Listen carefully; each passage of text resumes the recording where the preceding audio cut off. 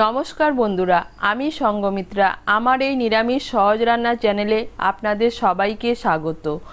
আজ আমি রান্না করছি নিরামিষ আলু পটলের ডালনা। আপনারা খুব সহজেই বাড়িতে বানিয়ে নিতে পারেন এই আলু পটলের ডালনা।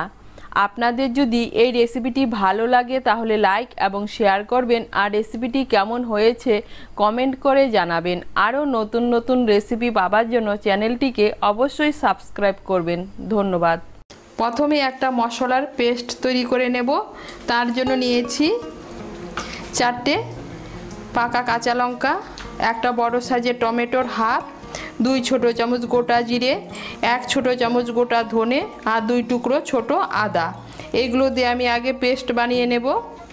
রান্নাটা আমি সাদা তেলে করছি, আপনারা চাইলে সর্ষের তেলেও করতে পারেন। তাই প্রথমে কড়াইতে দিয়ে দিচ্ছি সাদা তেল।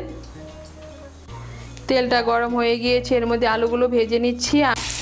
এখানে আমি 2টো মাঝারি সাইজের আলু নিয়েছি, আলুগুলোকেও টুকরো করে কেটে নিয়েছি। এর মধ্যে দিয়ে দিচ্ছি সামান্য একটু নুন আর সামান্য একটু হলুদের গুঁড়ো। নুন আর হলুদের গুঁড়োটাকে মিশিয়ে নিয়ে আলুটাকে লাল করে ভেজে নেব। এই দেখুন, আলুগুলোকে লাল করে ভেজে নিয়েছি। এখন আমি আলুগুলোকে তুলে নিচ্ছি। এই তেলের মধ্যে পটলগুলো ভেজে নেব। আমি এখানে 6 পিস পটল নিয়েছি। পটলগুলোর হালকা খোসা ছাড়িয়ে টুকরো করে কেটে নিয়েছি।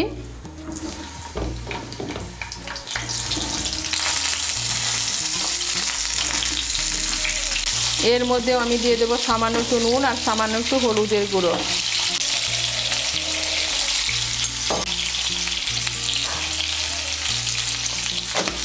নুন আর হলুদের গুঁড়োটাকে মিশিয়ে নিয়ে পটলগুলোকেও লাল করে ভেজে নেব। এই দেখুন, আঁচটাকে মিডিয়াম করে পটলগুলোকে লাল করে ভেজে নিয়েছি। এখন পটলগুলোকে তুলে নেব। আলু আর পটল ভাজার পর কড়াইতে যে তেল আছে এই তেলেই রান্নাটা করব। এর মধ্যে আমি দিয়ে দিচ্ছি একটা তেজপাতা, দিয়ে দিচ্ছি 2টো শুকনো লঙ্কা,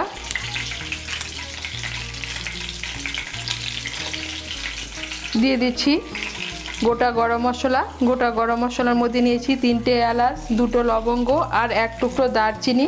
এলাচের মুখগুলো একটু ফাটিয়ে দিয়েছি।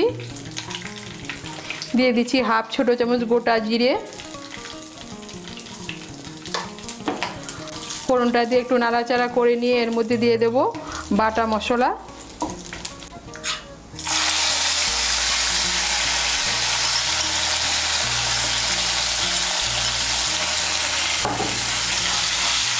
বাটা মশলাটাকে মিশিয়ে নেব তেলের সঙ্গে। মিশিয়ে নিয়েছি। এর মধ্যে দিয়ে দেব হলুদের গুঁড়ো। এর মধ্যে দিয়ে দিচ্ছি 1 ছোট চামচ হলুদের গুঁড়ো।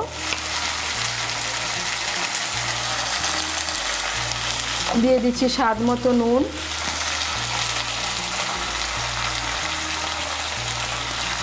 আর দিয়ে দিচ্ছি মশলার বাটিটা ধুয়ে সামান্য একটু জল।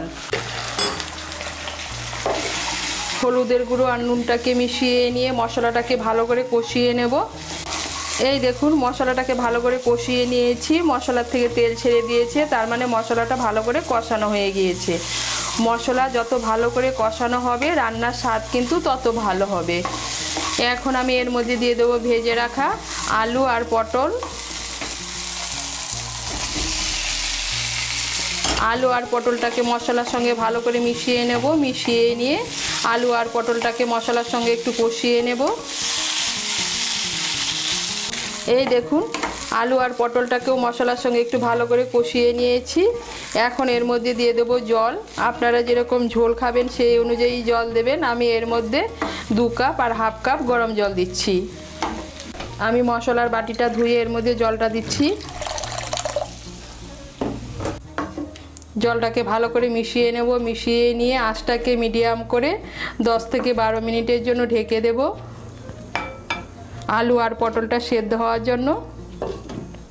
আঁচটাকে মিডিয়াম করে 10 থেকে 12 মিনিটের জন্য ঢেকে দিয়েছিলাম। এই দেখুন, আলু আর পটলগুলো সেদ্ধ হয়ে গিয়েছে। এখন এর মধ্যে দিয়ে দেব সামান্য একটু চিনি। চিনিটা অপশনাল, আপনারা যদি পছন্দ না করেন না দিলেও চলবে। দিয়ে দিচ্ছি চিড়ে রাখা কাঁচা লঙ্কা। এর মধ্যে আমি 2টো কাঁচা লঙ্কা চিড়ে দিয়ে দিচ্ছি। এর মধ্যে আমি 1-2টো আলু একটু খন্তা দিয়ে এভাবে ভেঙে দিচ্ছি।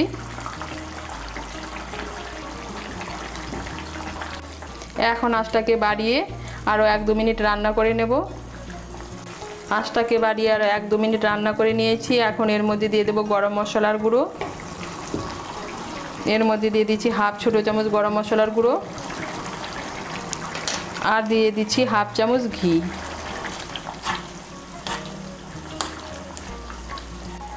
ঘি আর গরম মশলার গুঁড়োটাকে মিশিয়ে নিলেই তৈরি নিরামিষ আলু পটলের ডালনা। আপনারা নিরামিষের দিনে এভাবে আলু পটলের ডালনা বানিয়ে খেয়ে দেখবেন, খেতে কিন্তু অসাধারণ লাগে। ঘি আর গরম মশলার গুঁড়োটাকে ভালো করে মিশিয়ে নিয়েছি, আর তৈরি হয়ে গেল নিরামিষ আলু পটলের ডালনা।